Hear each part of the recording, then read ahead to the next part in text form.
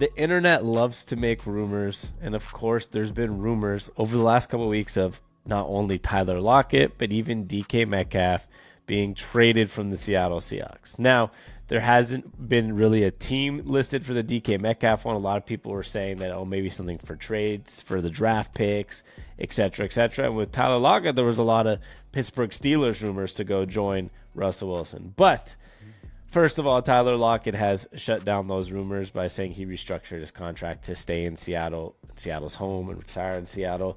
But the DK Metcalf stuff, nobody's really asked him about it. So I'm interested to ask you, George, do these rumors have any real meaning to them, or do you think it's just the internet being the internet? You're listening to the Sports on Tap Seattle podcast. I'm Sammy, and with me, as always, is my older brother, George. Your favorite place to be a fan of Seattle sports. Now let's get this party started. Okay, well, first and foremost, I appreciate Tyler Lockett. I think he's a great Seattle Seahawk, great guy.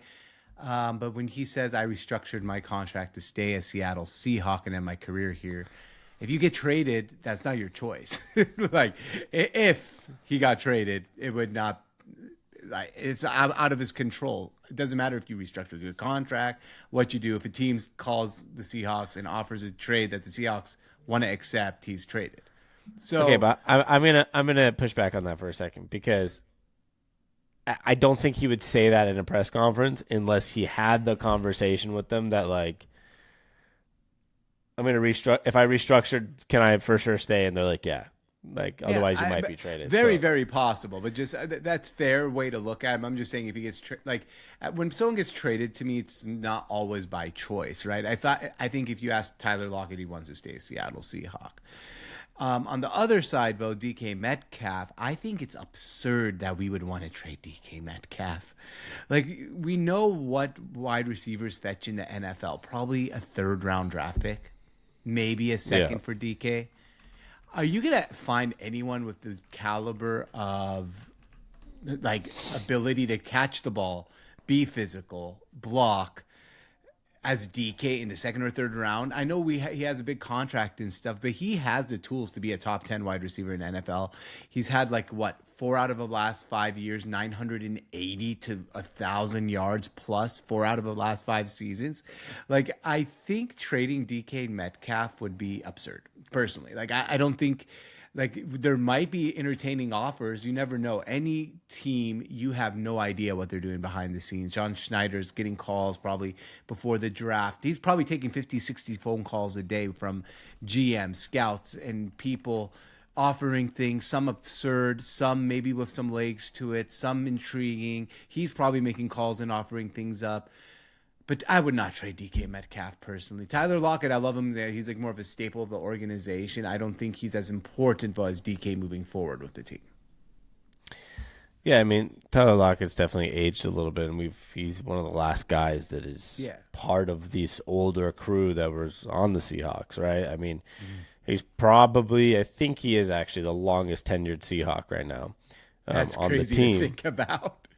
Yeah, I mean, what, it's been almost 10 years, so it's, you know, I think he came the year after the Super Bowl loss, so like 2015. Yeah, we're approaching 9. Yeah, 9 years. Yeah.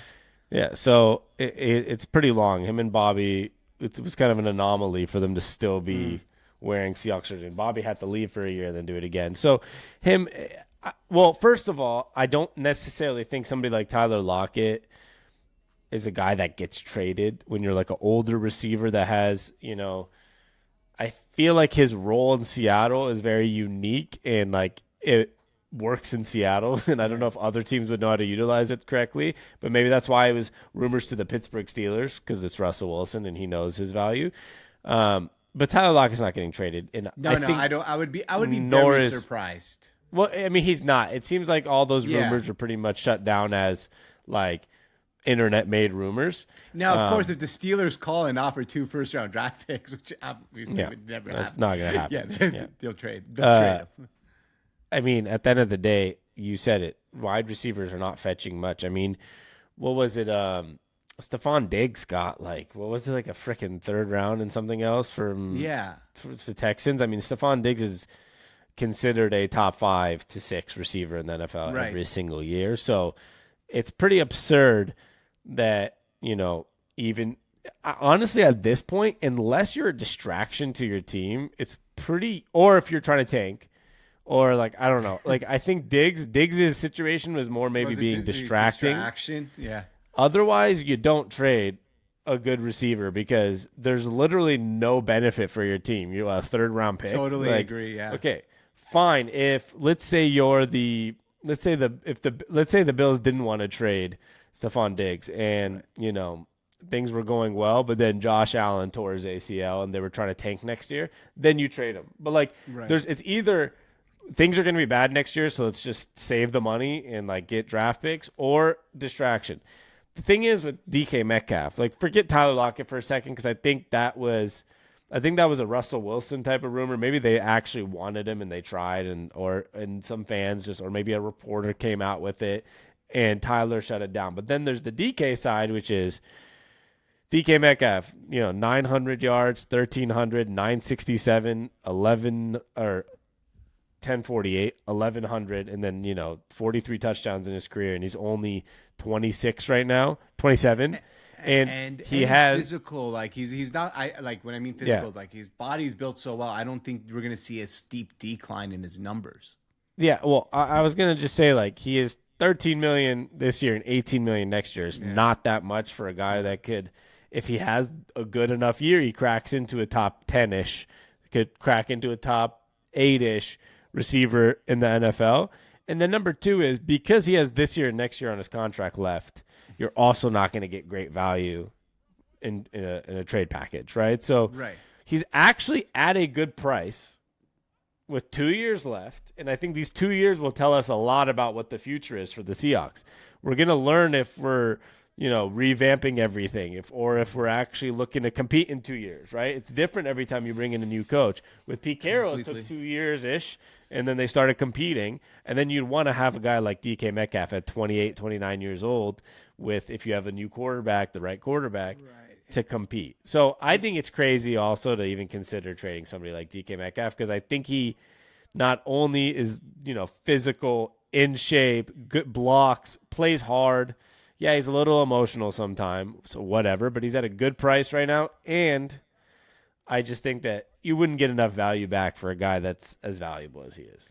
No, and like to be fair to DK too, I don't really necessarily think he's ever played with absolutely two things like at the same time: a elite quarterback with an offense that is prioritizing being an elite quarterback. Other than that first half of the Let Russ Cook season. Like that was like the only time where he was playing with an elite quarterback and an offense that utilized an elite quarterback. Yeah, I mean, right? I would say, I mean, that's a fair way to look at it.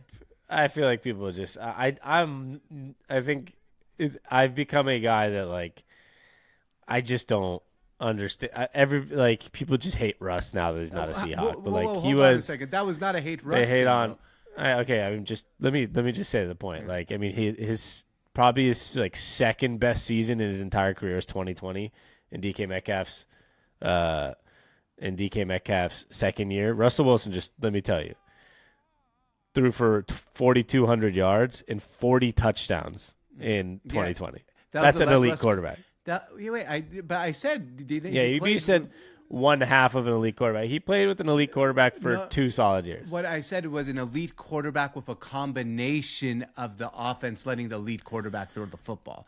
That was only that first half of that 40 touchdown season was the only time they really gave Russ like the keys and said, go do whatever you want. And DK had like a monster first half of the season.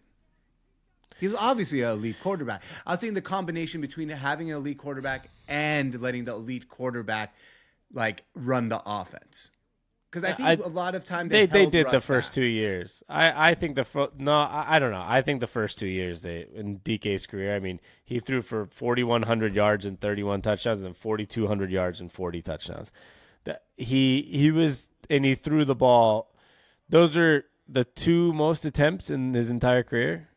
2 out of the 3 most highest attempted passes. So I think he did get what I think is a more fair way, in my opinion, to say it would be is also that those were also DK's first 2 seasons. And then I think he's become even more elite in 2022, 2023, even 2021. And 2021 was the first season of Russ kind of declining, and then he got hurt, and then he left to Denver. So like I think there's two sides to the way to look at it. You can look at it the way you're saying it, but I also think, well, he did kind of have an elite quarterback for those 2 years, that 40 and 31 touchdown year. But for me, DK was also kind of raw coming out of college that first year in 2019. 2020, he got, totally raw. And then 2020 he got better, and then he probably had his best years the last 2 or 3 years when Russell was injured for half a year and then gone. Yeah. So it's there's multiple ways to look at it, right? I think if DK Metcalf was, to put it in your side or your perspective, is if DK Metcalf had been drafted to the Kansas City Chiefs, right? He was playing with Patrick Mahomes the last 3-4 years. We might be talking about him easily as top 4. Yeah. Like easily. He'd be the AJ Brown, right? Like everyone says AJ Brown's top 5. Yeah, I think he's the same receiver as AJ Brown. But AJ Brown's been in a situation where his team's gone to a Super Bowl and he's been a big target. Even with Jalen Hurts, who's not necessarily a elite pass first quarterback, but he's getting the targets.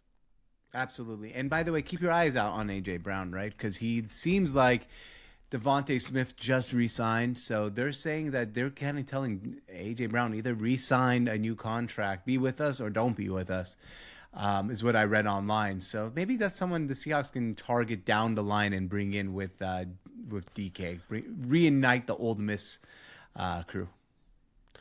Yeah, probably not happening, but I feel you. We have Jackson Smith and Jigba on a rookie That'd be contract. such a sick big 3 at wide receiver. We also have Tyler Lockett. So. But no, Tyler Lockett's not going to be Tyler Lockett forever, like, right? I mean, I'm talking about this would be next year, I'm saying. Yeah. I don't know. Tyler Lockett's on contract, though. That's the problem. Like, I don't know. I don't know if the Seahawks should be making any wide receiver moves. I don't think for a so while. either. But I would just like that. Yeah, I was trying to remember what Tyler has this year and next year. Let me just till tell 2026. You something. He's only 32, by the way. Geez, he feels a lot longer because he's been older because he's been in the league for so long. Yeah, but I'll tell you something. I mean, we would find room for AJ Brown. I mean, yeah, if we could afford him and he wanted to play here and everything, you'd find room with him. Don't worry. Yeah, I don't think that's happening though.